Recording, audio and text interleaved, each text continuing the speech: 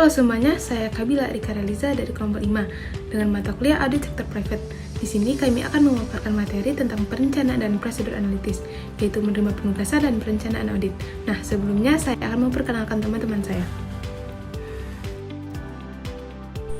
Halo, saya Dewi Zari Madonna. Hai, saya Fadila. Pada kali ini, kelompok kami akan membahas perencanaan audit dan prosedur analitis.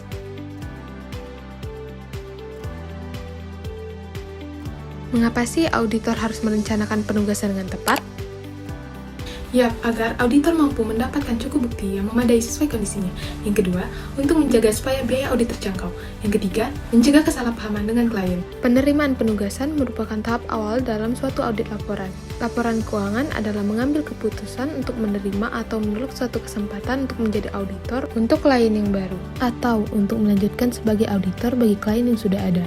Pergantian auditor bisa terjadi karena beberapa alasan, yaitu pertama, klien merupakan hasil merger antara beberapa perusahaan yang semula memiliki auditor masing-masing yang berbeda.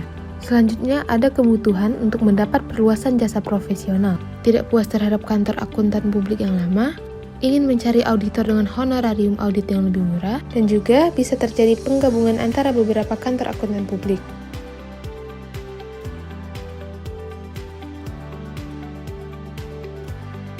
Dalam perikatan audit, klien mengadakan suatu ikatan perjanjian dengan auditor. Klien menyerahkan pekerjaan audit atas laporan keuangan kepada auditor, dan auditor sanggup melaksanakan berdasarkan kompetensi profesinya. Langkah awal pekerjaan audit adalah pengambilan keputusan untuk menerima atau menolak perikatan audit dari calon klien, atau untuk menghentikan atau melanjutkan perikatan audit dari klien berulang. Selanjutnya, kita akan membahas mengenai bagaimana langkah-langkah dalam penerimaan penugasan audit.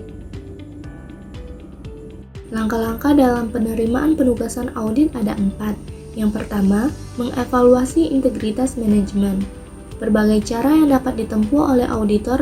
Pertama-tama, melakukan komunikasi dengan auditor pendahulu. Bagi klien yang pernah diaudit oleh auditor lain, pengetahuan tentang manajemen klien yang dimiliki oleh auditor pendahulu merupakan informasi penting bagi auditor pengganti. Selanjutnya, meminta keterangan kepada pihak ketiga dan dapat diperoleh dengan meminta keterangan kepada penasehat hukum, pejabat bank, pengganti manajemen yang diberitahukan di surat kabar bisnis, review terhadap laporan audit tahun sebelumnya yang disimpan di Bapepam, dan pihak lain dalam masyarakat keuangan dan bisnis yang mempunyai hubungan bisnis dengan calon klien. Kemudian, mereview pengalaman auditor di masa lalu dengan klien.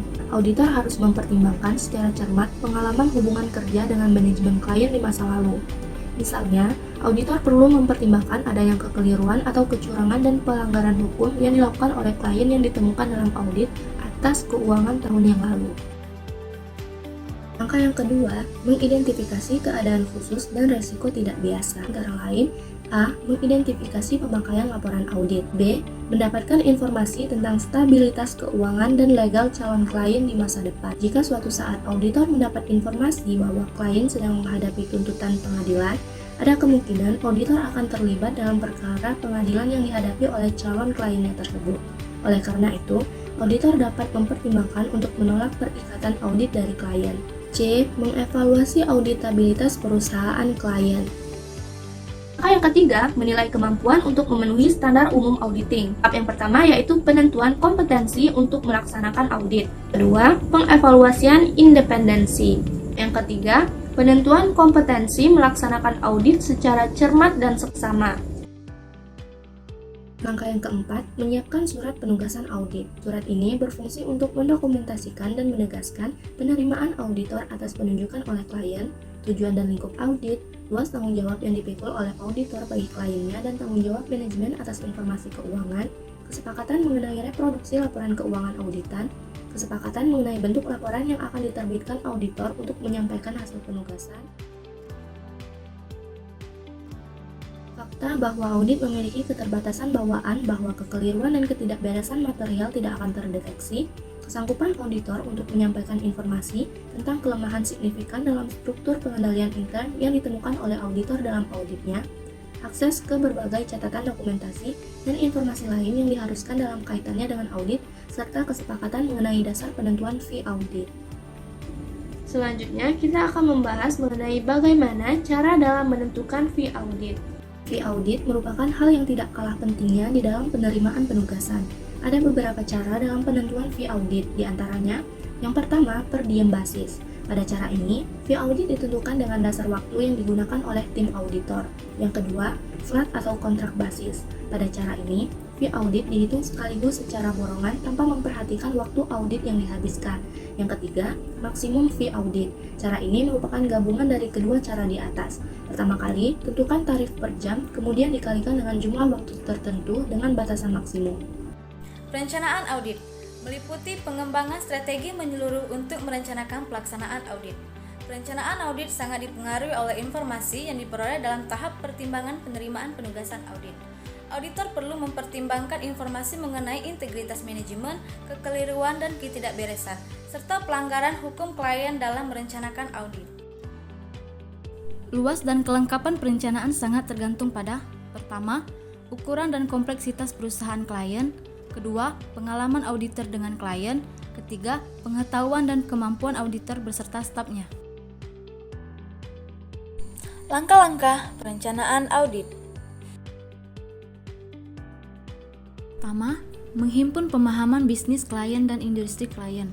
Pemahaman auditor tentang bisnis klien dan industri klien dapat diperoleh melalui mereview kertas kerja tahun lalu, mereview data industri dan data bisnis klien, melakukan peninjauan ke tempat operasi klien, mengajukan pertanyaan pada Dewan Komisaris maupun Komite Audit, mengajukan pertanyaan pada manajemen, menentukan adanya hubungan istimewa, mempertimbangkan dampak pernyataan akuntansi dan auditing tertentu yang relevan. Ada 3 alasan utama mengapa auditor merencanakan penugasan dengan tepat. Pertama, untuk memungkinkan auditor mendapatkan bukti yang tepat yang mencukupi pada situasi yang dihadapi. Kedua, untuk membantu menjaga biaya audit tetap wajar. Ketiga, untuk menghindari kesalahpahaman dengan klien. Rancangan audit awal melibatkan 4 hal. Yang pertama, auditor harus memutuskan apakah akan menerima seorang klien baru atau melanjutkan pelayanan untuk klien yang telah ada sekarang. Yang kedua, auditor harus mengidentifikasikan mengapa klien menginginkan atau membutuhkan audit. Yang ketiga, auditor memperoleh pemahaman klien tentang cara-cara penugasan untuk menghindari kesalahpahaman. Yang keempat, dipilihnya staf untuk penugasan termasuk bila dibutuhkannya spesialis audit. Prosedur analitis merupakan evaluasi informasi keuangan yang dilakukan dengan mempelajari hubungan logis antara data keuangan dan non-keuangan. Prosedur analitis meliputi perbandingan jumlah-jumlah yang tercatat dengan ekspektasi auditor. Tahapan sistematis prosedur analitis dalam perencanaan audit: mengidentifikasi perhitungan atau perbandingan yang akan dibuat. Kedua, mengembangkan ekspektasi atau harapan. Ketiga, melakukan perhitungan atau perbandingan. Keempat, menganalisis data dan mengidentifikasi perbedaan signifikan. Yang kelima, menyelidiki selisih tak diharapkan yang signifikan. Prosedur analitis dapat membantu auditor dalam perencanaan dengan cara: A. Meningkatkan pemahaman auditor atas usaha klien. B. Mengidentifikasi hubungan-hubungan yang tidak biasa dan fluktuasi yang tidak diharapkan dalam data yang bisa menunjukkan bidang-bidang yang kemungkinan mencerminkan risiko salah saji. Nah, dari beberapa penjelasan yang sudah kami jelaskan, dapat ditarik kesimpulan bahwa sebelum menerima suatu penugasan, auditor harus memastikan bahwa penugasan tersebut dapat disesuaikan sesuai dengan semua standar profesional, termasuk standar auditing, kode etik akuntan, dan standar pengendalian mutu. Tahap-tahap penting dalam penerimaan suatu penugasan meliputi evaluasi integritas manajemen, mengidentifikasi keadaan-keadaan khusus dan risiko tidak biasa, menentukan kompetensi, menilai independensi, menentukan bahwa pekerjaan dapat dilakukan dengan cermat dan teliti, serta menerbitkan surat penugasan. Penetapan perencanaan yang tepat merupakan pekerjaan cukup sulit dalam melaksanakan audit yang efisien dan efektif. Tahapan-tahap perencanaan meliputi pekerjaan, mendapatkan pemahaman tentang bisnis dan industri klien, dan melaksanakan prosedur analisis. Sekian penjelasan dari kami. Semoga bermanfaat. Wassalamualaikum warahmatullahi wabarakatuh.